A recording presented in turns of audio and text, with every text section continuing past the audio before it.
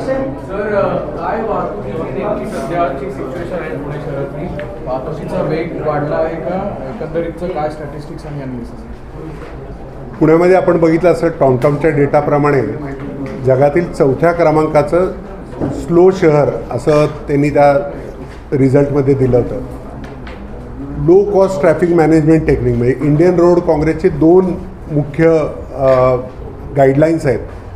त्यामध्ये low cost traffic management technique आणि improving capacity of urban roads या 2 प्रमाणे वाहतूक शाखानं पुणे पोलीस आयुक्त माननीय अमितेश कुमार सर आणि joint CP Ranjan Kumar Sharma sir यांच्या मार्गदर्शनाखाली गेल्या साधारण 4 महिन्यामध्ये पुण्याचा जो कमी वाहतुकीचा स्पीड होता तो वाढवण्यासाठी पुण्याच्या उपलब्ध रस्त्यांची कॅरिंग कॅपॅसिटी वाढवून पुण्याचा वेग साधारण 10.5% वाढवण्यामध्ये यश मिळालं आहे. याच्याबरोबर पुण्याच्या साधारण वाहतूक कोंडीचं प्रमाण जे आहे ते साधारण 50%च्या आसपास कमी करण्यामध्ये यश आलेलं आहे. वाहतूक कोंडीचं वाहतूक शाखा रोज जिथे जिथे वाहतूक कोंडी होती त्याची कारणं मीमांसा करते आणि तिथं ती वाहतूक कोंडी का झाली, ती वाहतूक कोंडी होऊ नये म्हणून काय उपाययोजना करायला पाहिजे होत्या, तिथं काही चूक झाली का, त्या चुकामध्ये सुधारणा करून त्यामध्ये काही बदल करता येईल का, याचा विचार करून गेल्या साधारण 4 महिन्यापासून रोज आम्ही याच्यावरती मॉनिटरिंग करतो आहे. आणि या मॉनिटरिंगमुळं आणि रस्त्यांची कॅरिंग कॅपॅसिटी म्हणजे एक राजाराम पूल या ठिकाणी फक्त एक फ्लायओव्हर ब्रिज झालेला आहे, कुठेही नवीन रस्ते झालेले नाहीत, कुठेही फ्लायओव्हर झालेले नाहीत मेजर. पुढच्या काही कालावधीमध्ये हे होणं अपेक्षित आहे.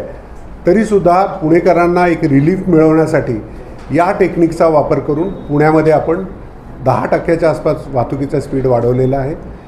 यामुळे निश्चितच जो खूप कमी वाहतुकीचा स्पीड झाला होता त्याच्यामध्ये थोडी सुधारणा होताना दिसून येते. पुढच्या कालावधीमध्ये महानगरपालिकेसह वाहतूक पोलीस मोठ्या प्रमाणावरती काम करणार आहे आणि आम्ही ही वाहतूक कोंडी अजून कमी करता येईल का याचा प्रयत्न करतो आहे. रोज दिवसाला साधारण 1300 वाहनं वाढूनसुद्धा हा आपण स्पीड मेंटेन करू शकलो तर ती निश्चित चांगली गोष्ट होईल. यामध्ये अनेक टेक्निक्सचा वापर करण्यात आलेला आहे. याची सविस्तर माहिती प्रेस नोटमध्ये आम्ही दिलेली आहे. सर, ट्रॅफिक व्हायोलेशन्समधून आपण कारवाई कशी केली आणि गेल्या 3 महिन्याचा आलेख जर पाहिला तर किती पटीने याच्यात वाढतो?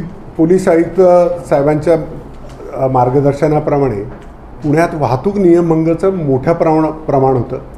याच्यामध्ये सर्वसाधारणपणे वाहतूक नियमभंगामध्ये पहिल्या 3 महिने 2024 आणि 25 जर कंपेअर केलं तर साधारण आपण दुप्पटपेक्षा जास्ती वाहतूक नियमभंगावरती कारवाई करतो. पहिले चलान जनरेट केले जायचे, आता चलान वसूलसुद्धा आपण दुप्पटपेक्षा जास्ती पद्धतीनं करतो आहे.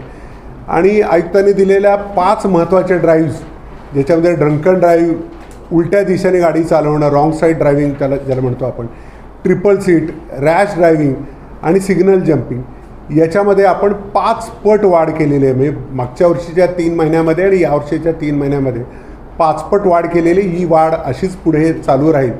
नागरिकांना आव्हान आहे की त्यांनी वाहतुकीचे सर्व नियम पाळावे आणि या नियमभंगामुळे जर वाहतूक कोंडी किंवा इतर अपघातासारख्या समस्या होतात तशा होऊ देऊ नये याच्यासाठी वाहतूक शाखेकडून आम्ही आवाहन करतो. सर, शेवटचा प्रश्न, सिग्नल कंट्रोल सिस्टीमच्या बद्दल काय आहे नेमकं इम्प्लिमेंटेशन आणि कुठल्या चौकात ते आपण इम्प्लिमेंट केलं? पुण्यामध्ये साधारण 124 ATMSचे सिग्नल आहेत. या 124 ATMS सिग्नलपैकी 97 सिग्नल्सवरती आपण आता सिंक्रोनाइज केलेलं आहे. काही ठिकाणी 7 सिग्नलसुद्धा आपण एकाच्या मागे एक असे सिंक्रोनाइज केले आणि याचा आउटपुट साधारण 60 ते 65%च्या आसपास येतो. म्हणजे जो ट्रूप निघतो पहिल्या सिग्नलपासून तो साधारण 60%च्या आसपास हा शेवटच्या 7व्या सिग्नलपर्यंतसुद्धा गेलेलं उदाहरणं आहेत. याबरोबरच स्टँड अलोन सिग्नल जे पुण्यामध्ये साधारण 175 आहेत त्याच्यामध्ये प्रायोगिक तत्वावरती RTO आणि जुना बाजार या 2 चौकाचं स्टँड अलोन असतानासुद्धा आपण सिंक्रोनाइज यशस्वीरित्या केलेलं आहे. त्या ठिकाणची वाहतूक कोंडी साधारण 30% कमी होण्यामध्ये मदत झालेली आहे. सर, एक प्रश्न असा आहे की सामान्य नागरिकांवर दंडात्मक कारवाई करताना 2 दिवसापूर्वी आपण एका टोईंग व्हॅनला देखील 500 रुपयाचा दंड लावला तो रॉंग साईडला जात होतो. ही कारवाई सगळ्यांच्या वरती होईल. म्हणजे तिथं आमची वाहनं असतील, पोलिसांची असतील, नागरिकांची असतील, आमच्या समोर सर्वजण सारखेच आहेत. प्रत्येकावरती कारवाई होईल. ते कारवाईतून कुणालाही अपवाद मिळणार नाही. सर साधारण वर्षभर गेल्या वर्षी आतापर्यंत एकूण दंडात्मक कारवाई किती झाली, दंड किती वसूल झाले, आतापर्यंत किती थकीत दंड आहे? हे थकीत दंडाची रक्कम भरपूर आहे, म्हणजे जवळजवळ 400 कोटीच्या आसपास आहे. परंतु दंडात्मक कारवाईमध्ये दुप्पटच्या आसपास वाढ झालेली, ती आकडेवारी आत्ता माझ्याकडे जरी नसली तरी 2023 आणि 24मध्ये आपण वाढ केलेली आहे, ती दुप्पटला नेलेली आहे. 2024 आणि 25मध्ये आपण जवळजवळ दुप्पटच्या आसपास गेलेलो आहे. सरासरी पुण्यामध्ये 1,50,000 महिन्याला, म्हणजे अशा पद्धतीनं सध्या आपण दंड करतो आहे. यापूर्वी ते साधारण 40,000 ते 50,000च्या आसपास सरासरी होती. याच्यामध्ये निश्चित आपल्याला एकच सांगायचं आहे की आमचा उद्देश हा फाईन कलेक्शन नाही आहे. प्रायोरिटी जे आहेत ज्याच्यामुळे लोकांना, नागरिकांना धोका निर्माण होतो, म्हणजे उलट्या दिशेने गाडी चालवणं, वरून गाडी चालवणं, सिग्नल जंप करणं, सिग्नलवरती लेन चेंज करणं, दारू पिऊन गाडी चालवणं, वाहनाचा वेग जास्ती ठेवणं, रॅश ड्रायव्हिंग करणं, ट्रिपल सीट करणं, आणि मग फॅन्सी नंबर प्लेट किंवा ज्या बुलेट्स आहेत, या बुलेट्सला ज्या पद्धतीचे सायलेन्सर लावून नागरिकांना त्रास दिला जातो, याची आम्ही प्रायोरिटी केलेली आहे. आणि या लोकांवरती कारवाई करणं आवश्यक आहे.